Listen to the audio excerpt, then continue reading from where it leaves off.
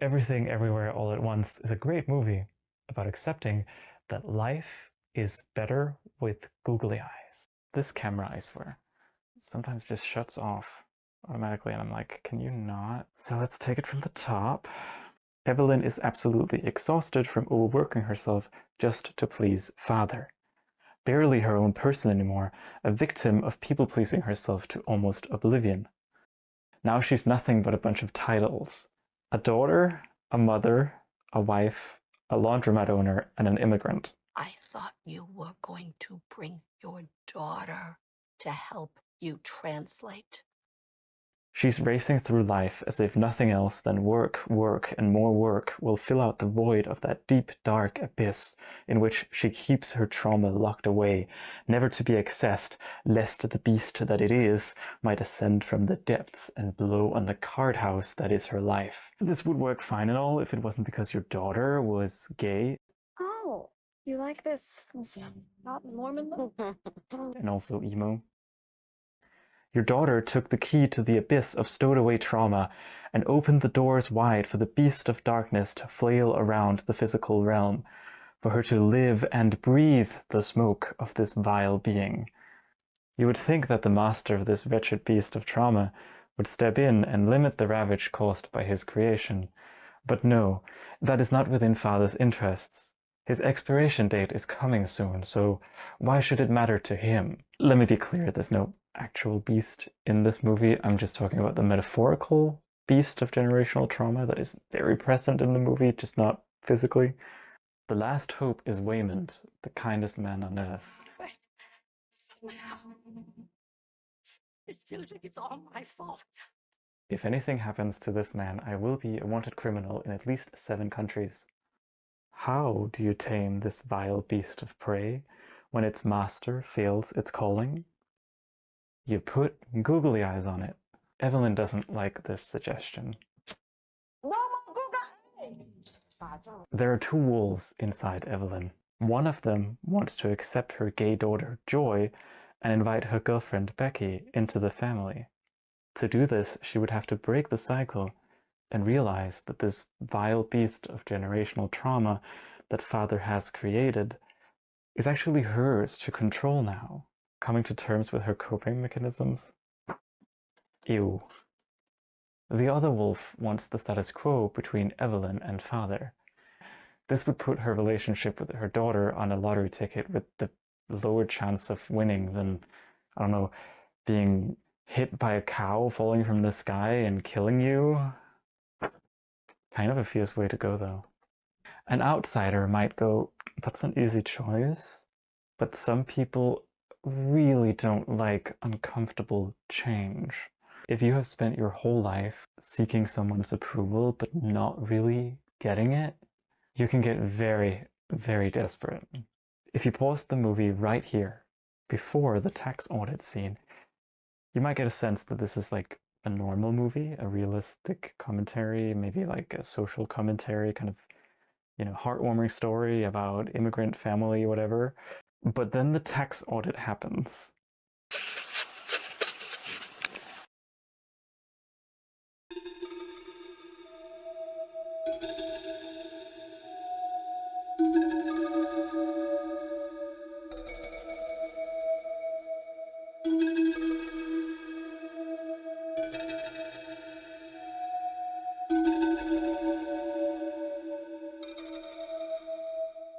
At the tax audit, the movie turns into a sci-fi. Evelyn's husband's body is taken over by a different version of him from the Alphaverse. Pay attention.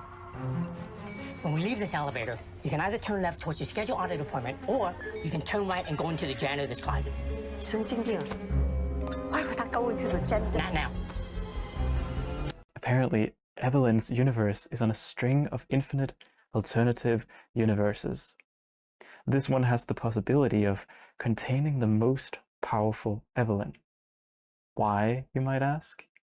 Sci-fi superpowers secretly descending from a god? She is nothing of the sort. Her sci-fi ultra superpowers are mediocrity.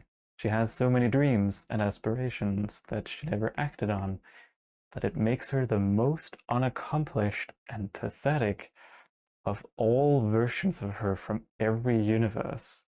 In every alternative universe, she's more successful than this one. Imagine getting told that. So why is the Alphaverse here in the Laundromat universe? Just to tell her that she's unaccomplished and absolutely mediocre? No. The mission of the Alphaverse is to slay Jobu Tupaki, the big bad evil villain of the movie. Jobu has been ravaging the other universes, executing every version of Evelyn she could find. She's not just dangerous because of her ability to travel to different universes at the snap of her finger, she's also invested in a passionate art project for which she needs the most mediocre Evelyn of them all to finish the piece. It's not so simple. She's been building something. We don't know exactly what it is, we don't know what it's for, but we can all feel it. You've been feeling it too, haven't you? Something is off. Your clothes never wear as well the next day. Your hair never falls in quite the same way.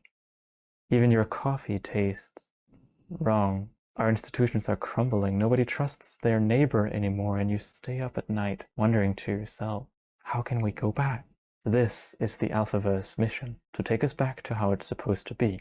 But that begins with finding the one who can stand up Jobu's perverse shroud of chaos. One who believes in truth and order. With the most cunt-serving I have ever seen a costume department deliver in film history, Jobu is discovered to be the Alphaverse version of Joy. Her main goal is not to destroy the world, actually, although it may seem like that at first.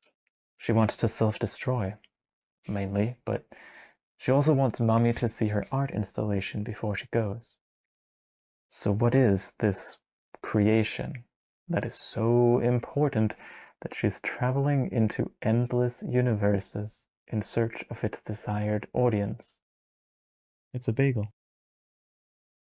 She took everything, all meaning, and put it on a scary floating bagel stuck in limbo, and if you look at it for too long, you automatically join the cult of...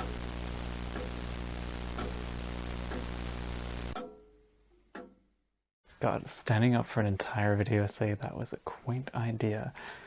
When I was 13, I read Nothing. Nothing is a completely normal novella from the year 2000 by the Danish author Jan Teller.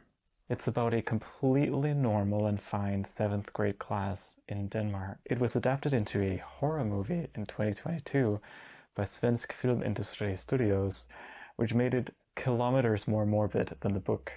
I'm 25 years old, and most of my friends between the age of like 18 up to like 35 have had this book on the Danish curriculum when they were around like 12 to 14 years old. So most of my Danish friends already know about this book, but statistically most people in the world are not Danish native speakers like me, so I will give you a recap. Oh, that makes me cringe so fucking hard. Why does our accent have to be so nasty? Like, I've worked very hard to get rid of my Danish accent. It feels like a regression. The conflict of the story is Pierre, one of the students, who decides one day that nothing matters. So why should he go to school? He just gets up, leaves the class, and places himself in a plum tree for most of the rest of the story. Kind of a silly premise, right? But then the classmates become obsessed with showing Pierre that something must have meaning. Around this goal, they form a pact, and it all goes downhill from there. Trigger warnings for gore, violence, sexual violence, animal cruelty, and death. Please take care of yourself if you don't want to hear about these topics. You can skip to the next chapter, which is at this timestamp, okay? I'm giving you like a warning to do that right now. Also, if my recap of this book sounds absurd, it's because it is an absurd book. So, the kids had formed a pact to show Pierre that something must have meaning. The kids take turns to bring an item that matters to them and put it on what they dub the pile of meaning. That person chooses the next giver and what to donate. It starts innocently with someone's manga collection and a bike. But the suggestions get gradually out of hand. They bury up a student's dead brother. They sacrifice a dog that they have unalived. They SA a student to sacrifice her virginity. And the last kid to donate is known to impress girls by playing the guitar. He is forced to have his finger freshly sliced off and added to the pile. I am not going to show these scenes because I will be demonetized.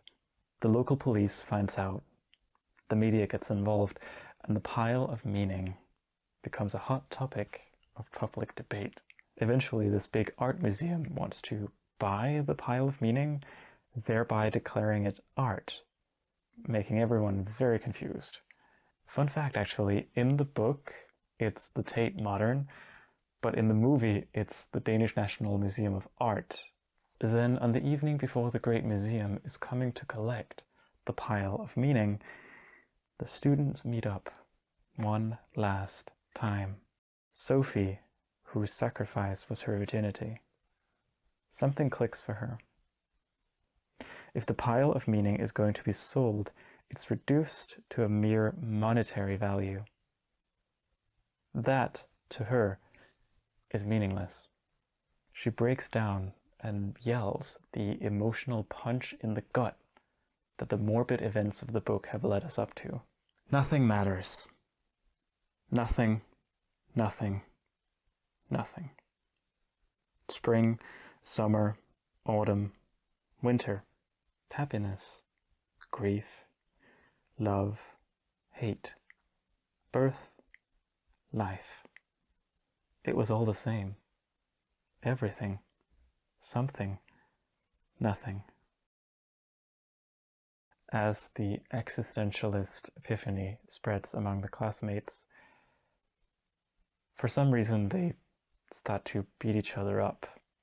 This is what finally gets Pierre down from his fucking plum tree to take a gander at the pile of meaning. As he is faced with his fellow students, he doesn't really know how to react. So he just dismisses the whole thing. He turns around to leave, but the students beat him to a pulp. And it's implied that he's knocked out, or possibly dead, as they leave him in the shed. At the same night, the shed happens to catch fire and burn to the ground, taking Pierre with it. The novella ends after his funeral, the narrator of the story coming in with her sharp reflections for the dead nihilist. It's been 8 years since then. I still have the matchbox with the ashes from the sawmill and the pile of meaning. Once in a while I take it out and gaze at it. And when I carefully open the worn-down cardboard box and peek into the gray ashes, I get this unusual feeling in my stomach. And even though I can't explain what it is, I know something has meaning. And I know that the meaning is not something to poke fun at. Is it, Pierre? Taking aside the absolutely morbid plotline of this book, I do think it has something important to say about puberty and the meaning of life. The death of Pierre, I think, is not to be seen as literal, but as a metaphorical death. The teenagers have to kill something in them that is capable of nihilism before advancing to adulthood. In the process where this is supposed to happen normally, puberty creates this ideal environment for nihilistic revelations. Your method of making sense of the world up until this point has been through the lens of childhood. And now you're getting snippets of how adults do things. For many, those are primary conditions to go, hold on, that doesn't make any fucking sense. Being an adult sucks. Pierre and Joy come to the same conclusions because they're both young and in this juxtaposition between childlike wonder and the looming coldness of adulthood. That doesn't really feel complete though, does it? We must venture further into... Avvicinare la carta al lettore contactless. Avvicinare la carta al lettore contactless. Validazione in corso. Restare in attesa. Arrivederci. Arrivederci. Arrivederci. Arrivederci. In Albert Camus, it turns out it's very difficult to do nails while I'm thinking about Albert Camus' The Stranger, so I'm just gonna wait for that. In Albert Camus' The Stranger, originally titled L'Étranger, we're taken inside the mind of the cynical edgelord Maurice, who is living his best mediocre life in Algiers, on the very northern tip of the African continent. It was another clear afternoon, and the streets were shimmering in the heat. He doesn't give a shit about, well, anything. In the beginning of the book, he attends his mother's funeral, and he's absolutely unbothered by the circumstances. You know that lady has been weeping all day. She was late mother's companion. Now she says she's completely alone.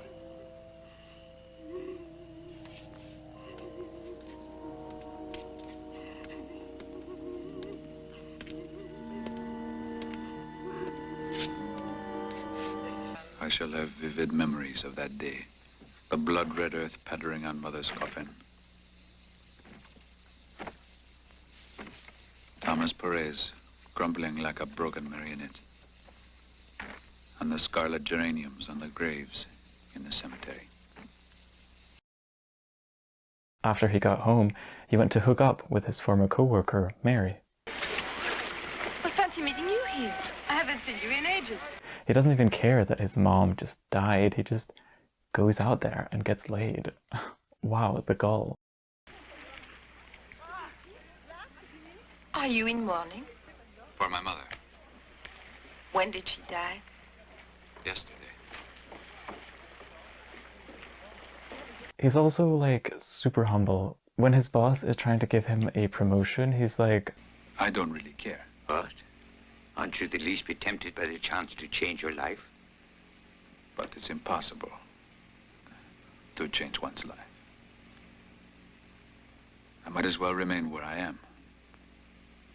I feel reasonably content here. Why must your head be up in the clouds all the time? You've no ambition, my friend, and you cannot succeed without that. I'll talk to you later. You can go for lunch.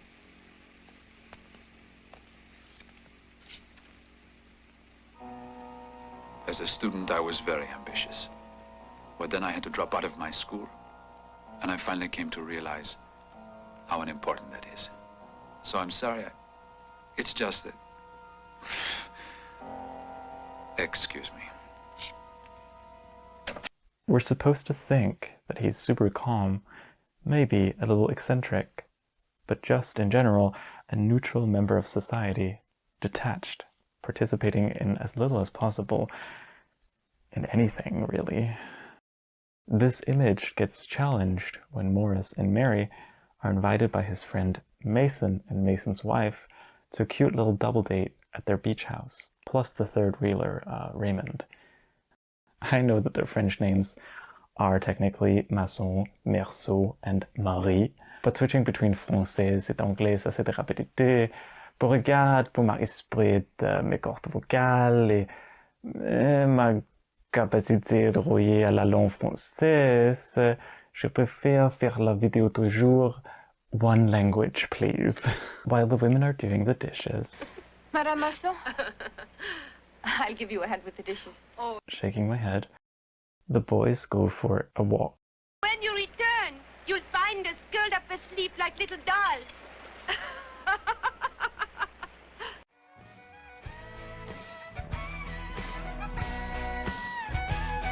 The boys go for a walk where they run into the Arabs. And they have beef. Let me explain. Raymond used to be in a relationship with the sister of one of the Arabs. Like I said, there's this dame I know, an old mistress of mine. When Raymond found out that she had cheated on him, Raymond physically abused her. I found this lottery ticket in her pocketbook, and she wouldn't tell me where she'd gotten the money to buy it, you see? Then another time, I found a ticket from a pawn shop, proving that she'd hocked 2 bracelets. You follow me? Who the hell gave her those bracelets? I didn't give her any. It was somebody else. So I kicked her out after beating her up. I bowled her out good too. In a society where cops do not protect vulnerable people from abuse, the men in the family chose to stand up for her. Raymond gets stabbed, but can walk home just fine. Morris, on the other hand, in a sunstroke daze, returns to the beach, where he finds the Arabs once again. He finishes the job with a pistol that he acquired from Raymond, and shit hits the fucking fan.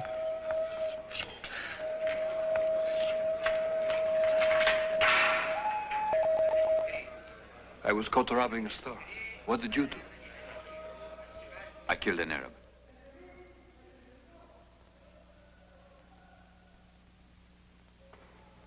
The book is supposed to make a point about how absurd the world of Morris is, and how cool it is to be like completely unfazed and nihilistic about it. And also how you get in trouble for like challenging the establishment or whatever. During the fever dream of a court case, one of the arguments that is made for his apparent psychopathy is his emotional unavailability during his mother's funeral. Was there anything in particular that you observed about the accused on the day of his mother's funeral? Yes. He seemed unusually calm and composed. I must in all honesty say that I was shocked by his behavior. He refused to see his mother's body. He did not shed a single tear, and he hurried off as soon as the ceremony was over without even pausing to pay his last respects at the graveside. His mother's friends expect him to at least be sad, but he doesn't shed a single tear. What they don't understand is that when Morris's mom was alive, they didn't have the greatest relationship, so why would that change when she died?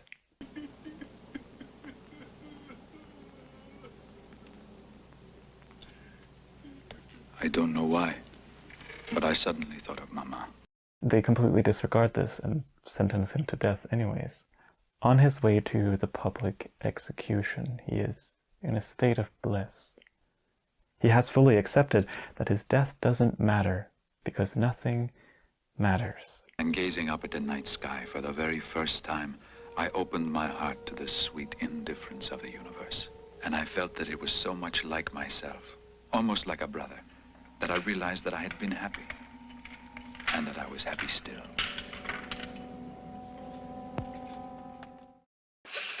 Do you ever think about dying?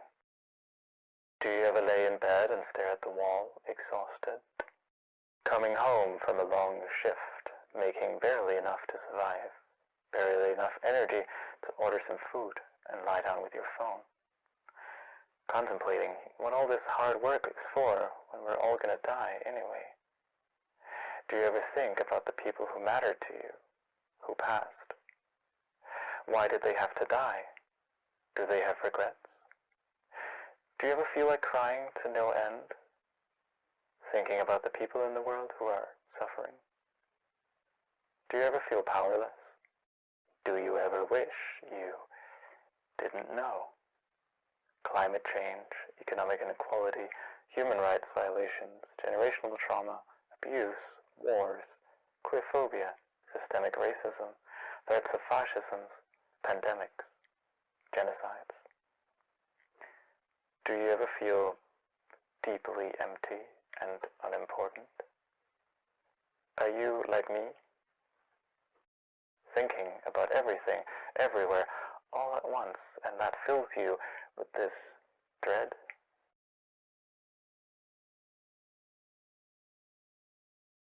In the Venn diagram of Joy, Pierre, and Morris, the crux of the issue lies right there in the middle. They have all been given a set of meanings that conflict with their actual experiences. Evelyn expects Joy to undermine herself and her queerness to conform to the expectations of father. But Joy has moved out and experienced the, well, joy of being out and living her queer life. Pierre's surroundings expect him to go to school, graduate, get a job, wife, and kids. But due to his upbringing in a non-traditional housing situation, he's seen how that isn't the only option. Morris' surroundings expect him to be consumed by grief upon his mother's death, with his mother's friends completely disregarding the complicated relationship he and his mom had. He didn't have a strong emotional connection to her before her death, so why should he after? The statement, "life is meaningless," could be specified. What do you really mean to say? The things that are expected of me to act as my meaning of life are meaningless to me. Let me repeat that. The things that are expected of me to act as my meaning of life are meaningless to me. The more dissonance between what you're told and what you experience, the more you feel this dread. Cognitive dissonance is what happens when your brain is trying to handle pieces of information that contradict each other. If you're not equipped to handle cognitive dissonance, or you are equipped but not willing to handle cognitive dissonance, that will take a big toll on your mental health. And this phenomena is more common than you'd think. I'll be honest, I have had several other videos I've been working on, but this one has been lurking like a demon on my shoulder. My life experiences, my interest in history, I deal with a ton of cognitive dissonance. I've been to therapy for like 5 years now because of the behemoth of cognitive dissonance that I inherited from my abusive parents and the abusive kids I went to school with for 10 years. I was told, when you have a wife and kids, when I didn't necessarily want a wife, nor did I want kids. I wanted to have a husband, duh, and I also didn't want kids. I was told by my dad that, quote, "seeing you in a dress would be my greatest nightmare." While that was exactly what I wanted to wear, and in fact, when he said that, I was currently hiding 2 skirts in the back corner of my closet, tucked away in a box. I was even told, "You're fat," while probably being one of the skinniest people in the entire class. I was like 11 years old or something at that point. I think about Pierre and Joy and Morris, and I recognize that sense of dread. I recognize the cognitive dissonance. I too have periods in life where it feels like nothing matters. Up until a certain point, I would have agreed with the line of thinking of Joy, Pierre, and Morris. But I'm not an expert. All I did was go to therapy, I guess. I agree that the world is absurd, but I don't agree with the further train of thought presented here. Life is absurd, yes, but that's not an excuse to just point blank give up. In the end, Joy wins over Evelyn, and Evelyn dies. So that's why nothing matters. It's the cognitive dissonance, and if you deal with that, everything will work itself out. I can't tell you what to do. You go find your meaning of life. Everything worked out.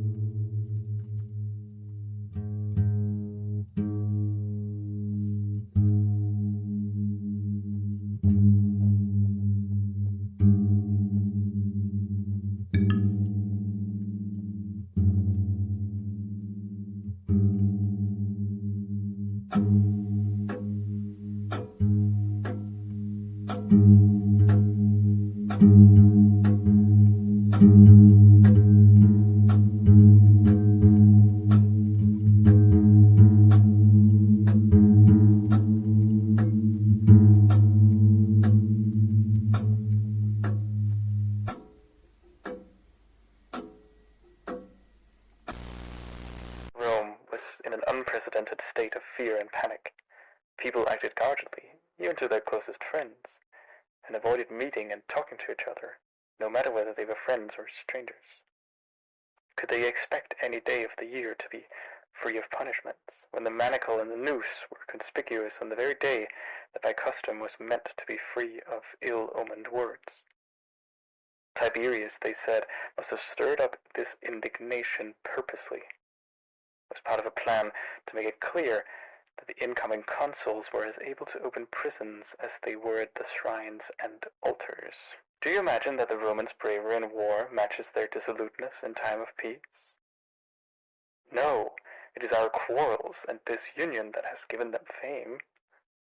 The reputation of the Roman army is built upon the fault of its enemies.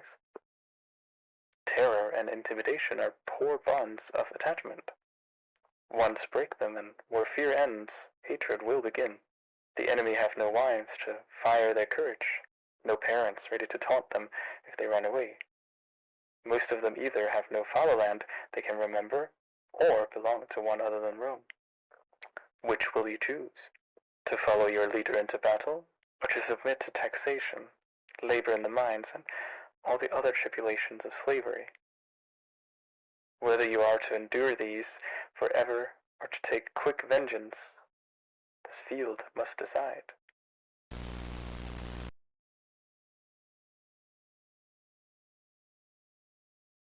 I was originally going to make a separate video about trauma and video games, but the video will get so fucking long. You are avoiding the topic. Acknowledge the darkness. You have to. Yes, just give me a moment. I have lost people. I was the firstborn in my level of the family tree. A very big family of people who were all very young when they had kids. Before I turned 20 years old, I lost a total of 8 people who mattered to me to some degree or another. I was made aware already at 5 years old the unpredictability of death. My grandma's husband, that basically was my granddad,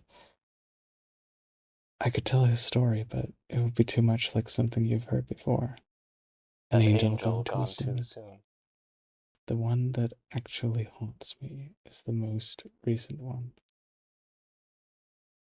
In Denmark, we have a school that you go to for 3 years when you're usually 16 to 19 years old.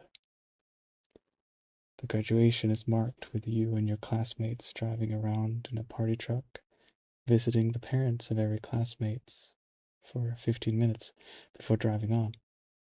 It would start at 10 a.m. and reach the last stop at 11 p.m. It's a period of time that's supposed to bring up good memories for people, like graduation week, what a fun time, calls for celebration. Are you dragging it out? I already watched the first part of the video. You're gonna talk about cognitive dissonance again, because this is the period where you were told to feel one way, but you experienced your parents threatening to throw you out because your friends call you Atlas in front of them at the graduation party.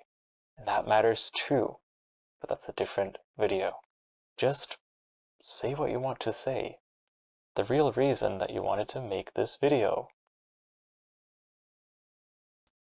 The first time me and my classmates saw each other again after the graduation was a funeral for our classmate, only 3 months after we graduated. That's why nothing matters.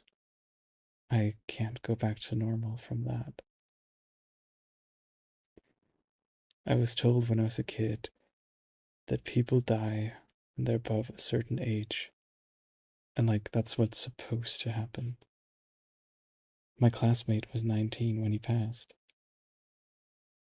If someone my age could die in a car crash, or to cancer, or to anything unpredictable, why do I still live several years after? Why do I do anything? It haunts me, because Logically, I'm still here, so I must have found an answer. I just need to formulate it. If you have watched Everything Everywhere All at Once, you know that it doesn't end here. Both Evelyn and Joy have a right to their feelings, but they're also wrong in some ways. To understand the ending of Everything Everywhere All at Once, you have to get the emotional context that it tries to convey.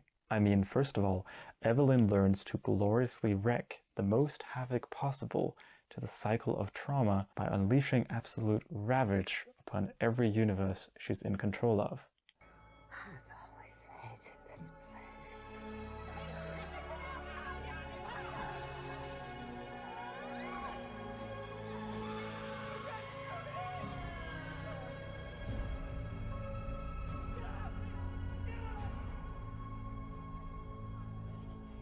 In what I'm gonna dub the Laundromat universe, Evelyn has been in the business of literal washing cycles. I know, stay with me here. I swear I have a point with this.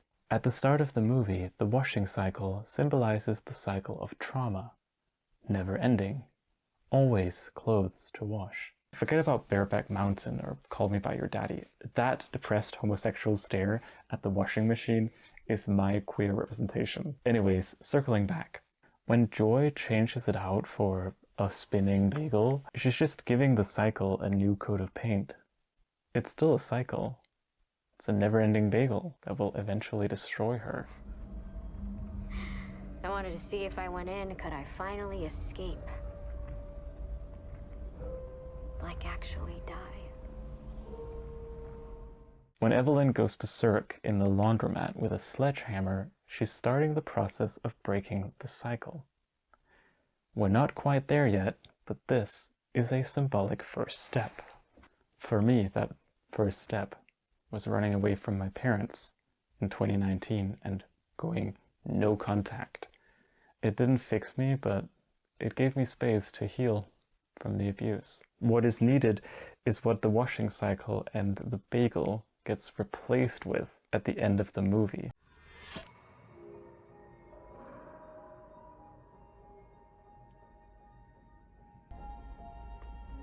What are you doing? I'm learning to fight like you. The googly eyes are also a cycle, but a much more sustainable metaphor for this train wreck we can scarcely call life. When you shake a googly eye, the iris might fall in any position within the pupil. And most importantly, it's a choice. Why do we shake a googly eye?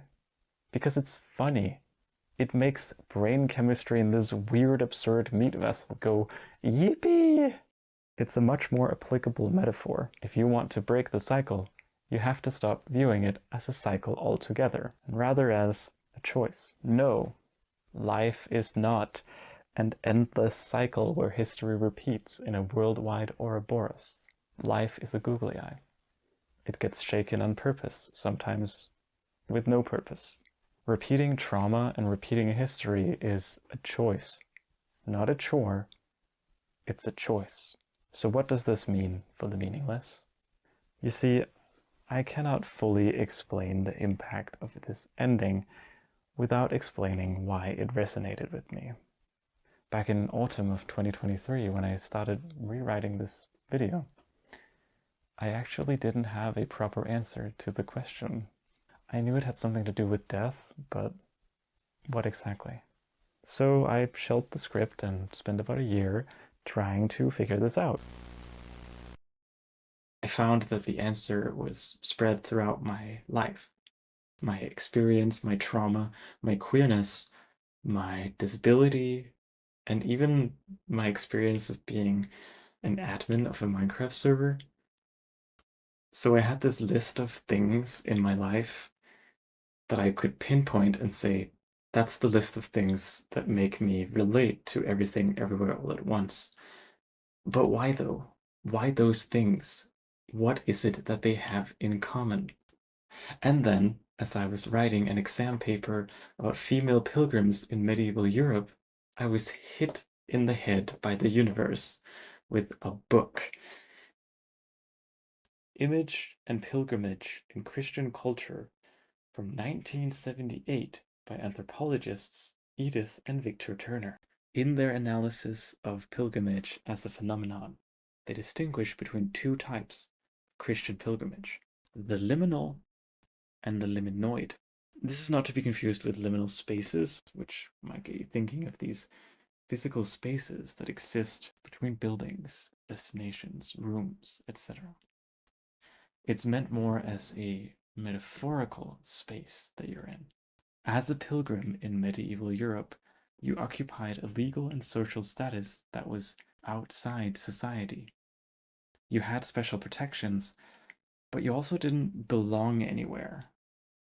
Until you came back, you were constantly in this impermanent state of travel. Ideally, the pilgrim was going to venture out, experience the religious fulfillment, and come back a healed child of God, ready to properly fit back into society. But it wasn't always like that. A liminoid pilgrimage is the ideal Christian pilgrimage. You choose to go of your own piety, and the change experienced from such a journey is only internal. Upon return, your exterior remains intact, but your internal devotion is secured. Your experience of being outside society makes you accept your role within it. On the other hand, a liminal pilgrimage is the type where you can feel obligated. Yet, it's the type of pilgrimage where the change you experience is externalized. Being outside society for a while has changed you so fundamentally that you cannot go back to how things were. Do you get where I'm going with this? Allow me to transfer this concept to Joy, Pierre, and Morris for a moment, and this is where it clicked for me. They view their experiences as liminal, whereas their environment expects them to view it as liminoid. Joy, being an emo teenager and kissing girls, is not a liminal phase that she'll grow out of. She chooses to stay out of the closet and be open about her queerness. She cannot go back to how things were. Her mother thinks that her rebelling against her dad, choosing a man he doesn't approve of, can only be experienced as something liminoid, that she inevitably has to come back and fill out the social role of her dad. Pierre lives in a world that wants him to experience his purity as liminoid, and then grow up, find a wife and kids, and then die. But he doesn't want to do that. His family lives in a house share collective. He has seen that there are other options than the nuclear family. Besides, he's doing pretty good up there in his plum tree. There's plums, the weather is nice, but Danish winter will come, and he's gonna have to return to something at some point. In his world, you either kill your inner nihilist and conform, or you let society proclaim you an outsider who might as well be dead. Morris is expected to grieve his mother, regardless of inner feelings and their actual relationship when she was alive. His mother's friends expect him to return to normality at her death and forgive her, regardless of actual experience, and conform to the ideal of son and mother. But he can't.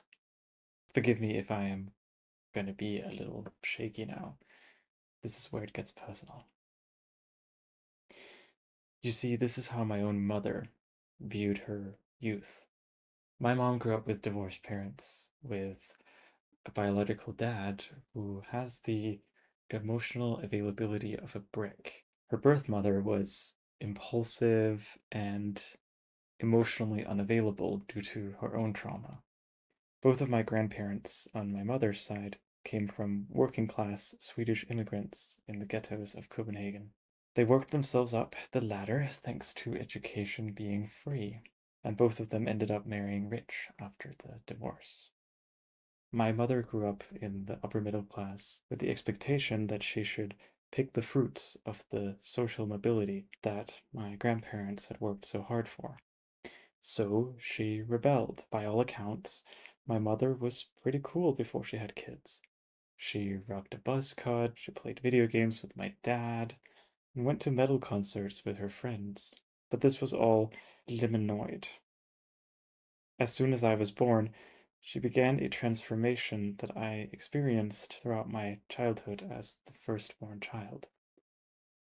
She went from a metalhead rebel who questioned authority to a suit-wearing businesswoman who abused her kids and tried to make us all conform to bougie expectations.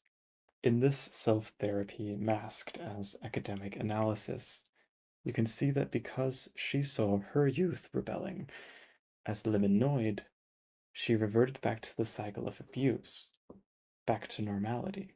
She was able to because she's straight.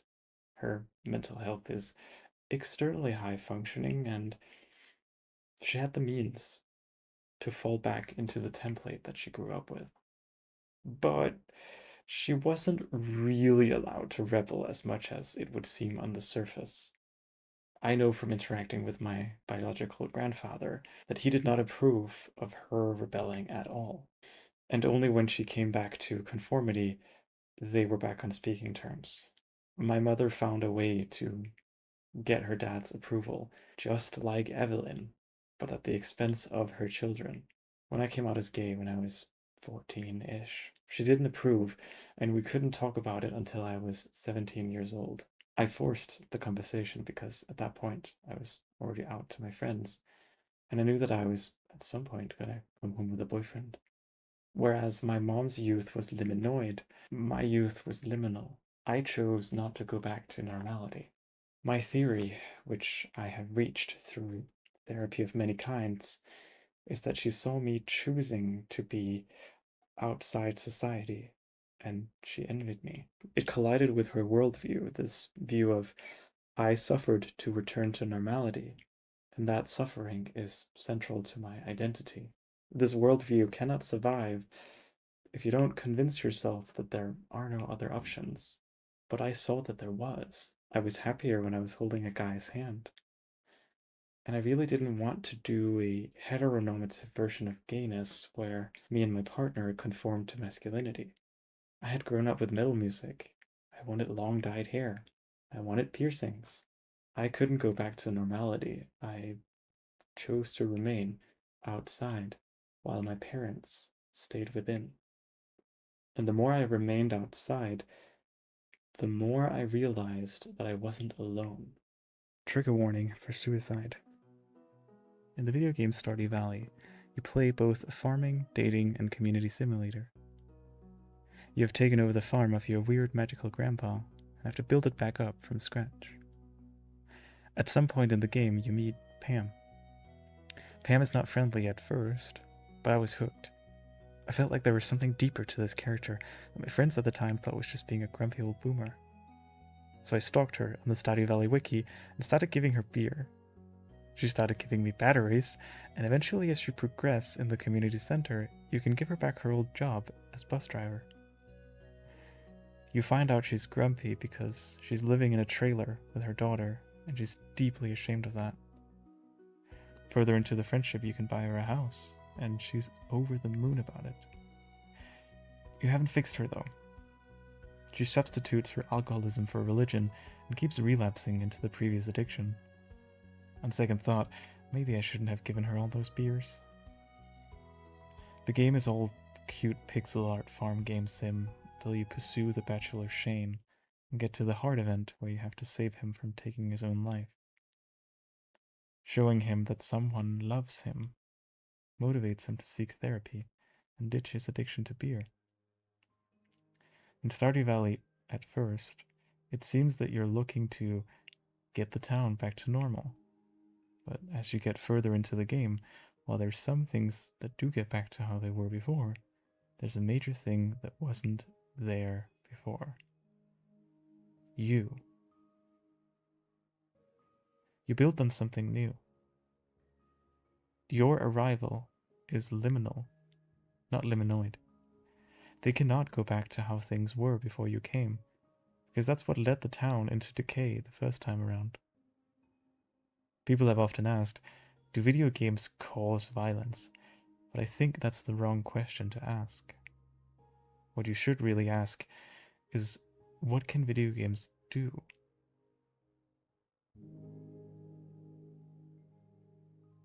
One of the video games I have played the most is Minecraft, and in the way I've played it for the past 5 years, it's not created violence, it has created community.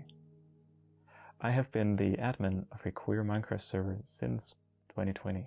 A lot of the regulars in the community are people who are unable to or have a hard time going to queer bars or queer events, if they even have some in their area. To some, the server is their queer community. There's something about building that can bring people to believe in themselves, and to know that they're not alone, that they have this one queer anchor in their life. This is part of why the ending in Everything Everywhere All at Once matters so much to me. The messages I have gotten from people throughout the years, I'd like to read you some. I love this server so much. I feel much more accepted than I did before finding it. I feel loved, and I love playing with all of you. My dysphoria has actually got a bit better after joining this server. No other server and community actually makes me smile for real. I've been on this server for around maybe a week or two, and boy, it feels so great to play on a survival server and have no one griefing your stuff, saying bad words and other stupid things we saw on other servers. Also love the fact to find an LGBT server is really helpful sometimes when you finally find a community you can join without being rejected or things like that. Okay, I'm just gonna be a little sappy. I've been in the server for like almost 2 years now, March something I think, and it's been amazing. I always felt like the server was there for me. I've made some really amazing friends here. I don't know what I'd be doing with my life at this moment if I didn't have the server. The server is such a motivator to just keep going and proof that I can make it out there, and that I know I'll always have some really amazing people support me entirely. Thank you, server, for existing.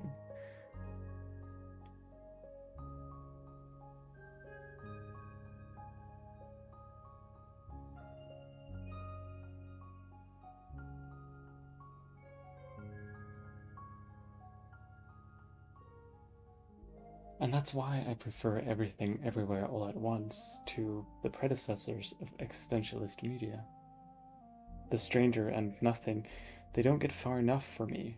They get close, but they cower before the finish line. If you're looking for a conclusion, I don't know, there is none. I mean, I can summarize what I've talked about, but when it comes to the meaning of life, you have to seek it out yourself. It's not going to dump into your arms like fresh laundry out of a washing machine. When Sartre said, "Hell is other people, heaven is each other," this is what I think of. There is no objective meaning of life, but you're not the only one in that situation. The meaning of life is community, and it's a choice.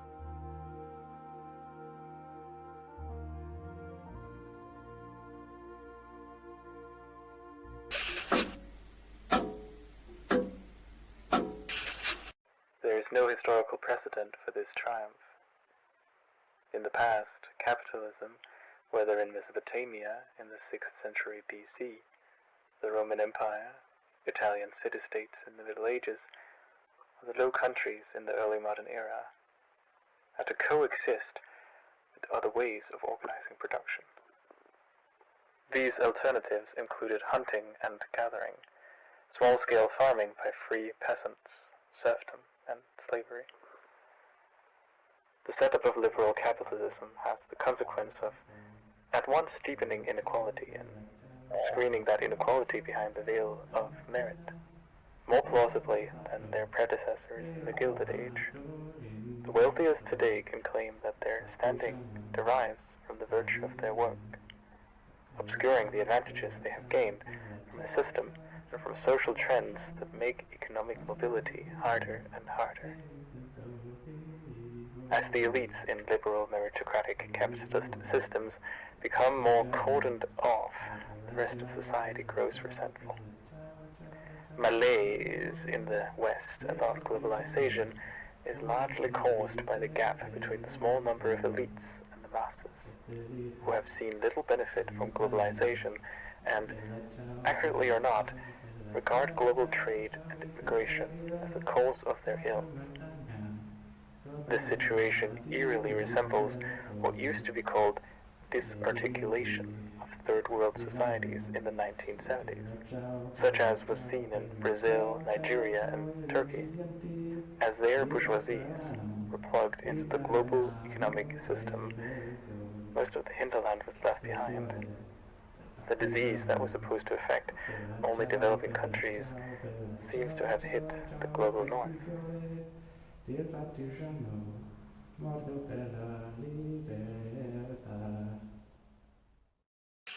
We're so close, but I just can't get him to cut through to that core that we both know is there.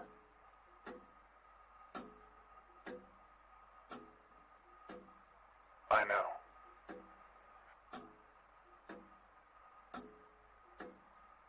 Fear not, Acolyte. I will take over from here.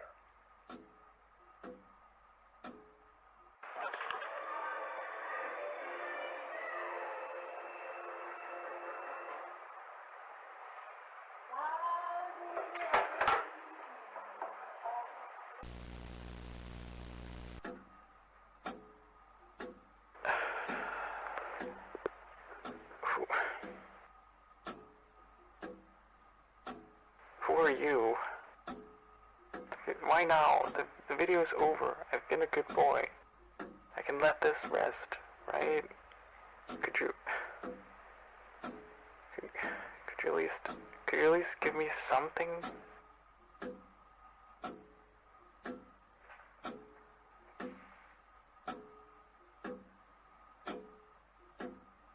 You're forgetting something.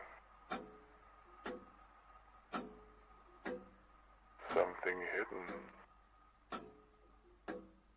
You know it's there.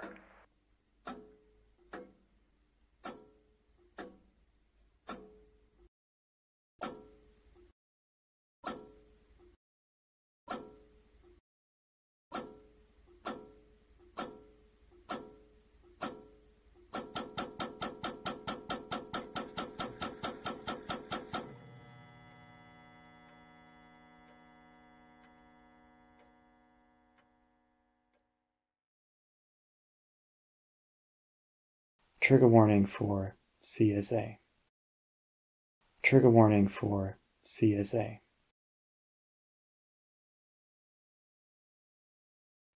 When I was a kid, I was sexually assaulted by my mother.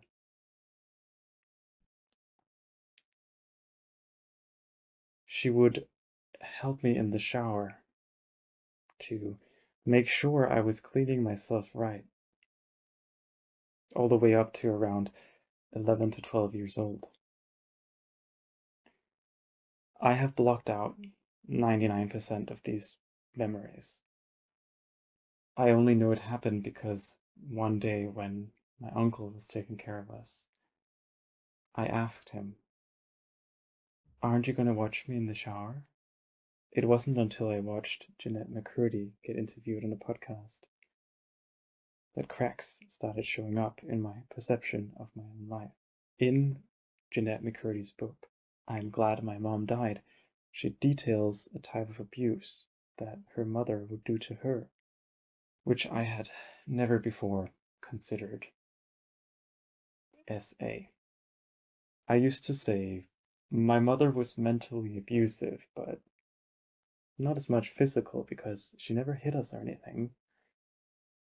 But then one day, it hit me. While cuddling with one of my partners and showing them Ptolemaea by Ethel Cain, everything clicked. I was in fetal position in the living room, rocking back and forth as the doors of a vault I never thought I had flung open. One realization after the other proceeded in the following months. Whatever my mom did in that shower was sexual abuse. When my dad would lay on us if we couldn't sleep and wait for us to do so, that was physical abuse. When I was 14, lying about my age on a gay dating website, doing sexual things for men over webcam. That was sexual abuse. When I came out to my ex-girlfriend as asexual, and she broke down crying at the idea of me not having sex with her, threatening to break up with me, that was sexual abuse. For a long time, I had been wondering why it hurts so deeply. Not just when the topic of abuse comes up, but every time I experience a situation where women are framed as the passive victim and men as the active perpetrator. It makes me feel that same cognitive dissonance, the dread, because I am a man who was sexually abused by a woman, by several women. I'm being told something that doesn't match with my lived reality. When I was reading Noah Sasani's essay on hating men and becoming one anyways, it got me in the direction of unlocking what's going on here. Learning that my experience of harm was because of patriarchy, it allowed me to see myself as a victim and stop blaming myself for violence done to me. But it also meant that my conceptualization of my own reality and my right to label these experiences as violence was inextricably tied to seeing myself as a woman. Or at least within this binary framework of who harms and who is harmed as not a man. Tumblr user Sasquatch, when speaking of their abuse experienced in conversion therapy, says, marking me as someone who had been would emasculate me. When I was speaking to one of my partners about this, who is trans, he said, being abused makes me feel dysphoric. Ever since I entered the queer community, I have been naturally gravitating towards transmasculine people who have experienced abuse, sometimes at the hands of cis women. When I would finally get close friends who were trans women, lo and behold, years into the friendship, it turned out they too were abused by women. Why do I gravitate towards these people, and why have I felt so spellbound on the trans men I've been friends with? I think it's because we both struggle with this cognition of being abused doesn't make me a woman. In a world filled with people who would make you think otherwise. I used to think I was a binary trans woman. I thought that me having non-binary thoughts was simply just me being afraid that I'd turn into my mother somehow if I transitioned. But after having experiences with people who understand and who know about my abuse and respect my boundaries, I have felt so much more secure in what I've known for 8 years at this point. Being abused doesn't make me any gender. It just makes me a survivor of abuse. Every time I am being told that women cannot assault or men cannot be victims, it makes me feel like I do not exist. Equating abused with women makes me feel gender dysphoric. It makes me feel like nothing makes sense. It makes me feel cognitive dissonance. It makes me feel that dread. The psychiatric repercussions of my childhood will fade, but they are permanent. I am permanently mentally disabled because of my childhood.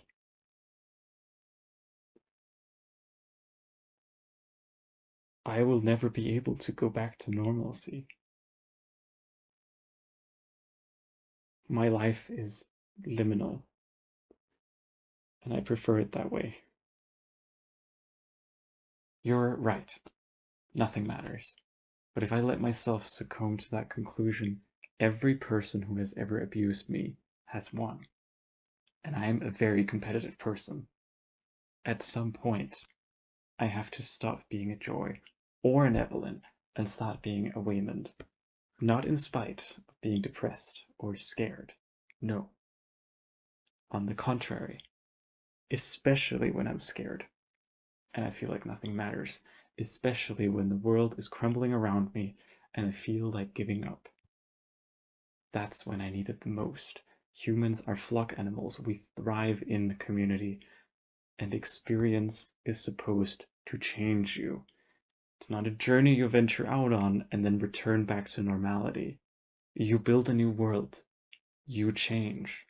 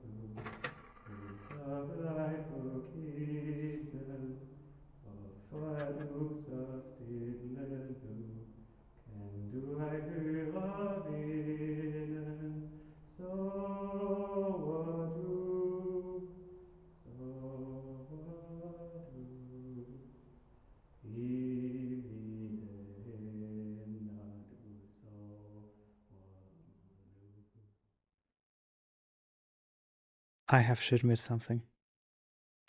I've been dishonest. I was so wrapped up in my conceit, it rendered me unable to give the darkness its due. I forgot to humble myself. I lost track of what it was all for. There was a little boy in 2021 who wrote a video essay about breaking up with his boyfriend.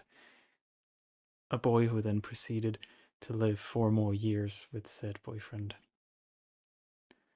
That little boy grew up to become a man obsessed with proving to his neglectors and abusers that there really was a world outside of these fantastical delusions. But let's be honest here. I wanted to prove to myself that something mattered, that there is a world outside. And there is. I did find it. This isn't just a video essay. It's a documentation of the past 5 years of my life, and the works that have moved me to come to my central thesis. In part 1, I dealt with that first seed of realizing something is wrong, but I was unmedicated and haunted by the impeding realization that nothing mattered in my life. Part 2 sprouted from the winding paths of intellectualization as I got on ADHD meds, and all of a sudden I felt like I could do everything. Just like Evelyn, I could escape into universes of possibilities, to escape from the nihilism in my home and in my heart. But as Morris pulls the trigger, as Pierre faces the pile of meaning, and as Evelyn gets lost in a little too many universes, my feet grew tired of running, aching for me to stop.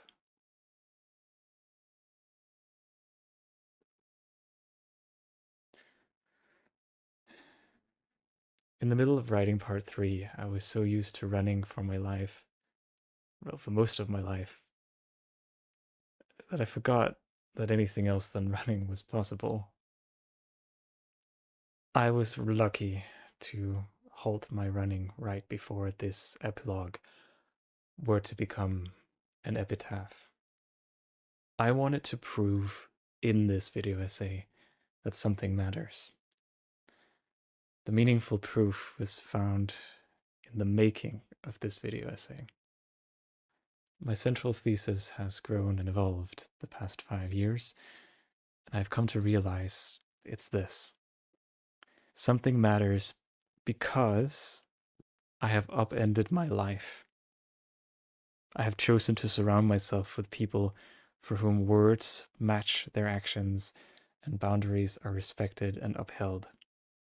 I looked around and I realized I need not run away anymore. as I had run into a new world, catching me as I collapsed from 26 years of running. I cannot stress enough that this was far from easy. It has been and continues to be a grueling crawl that I will have to do for a long, long time as I heal, as I relapse, and as I grow to face the ever-incoming obstacles of life. One must imagine Sisyphus happy, Albert Camus famously said. But I want to rewrite that quote. One must imagine Sisyphus cathartic. One must imagine Sisyphus at the peak of the mountain at peace, even if it's just for a tiny speck of time.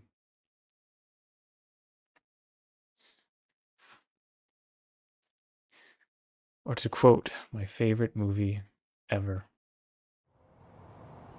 So what? You're just gonna ignore everything else? You could be anything, anywhere. Why not go somewhere where your daughter is more than just this? Here, all we get are a few specks of time where any of this actually makes any sense.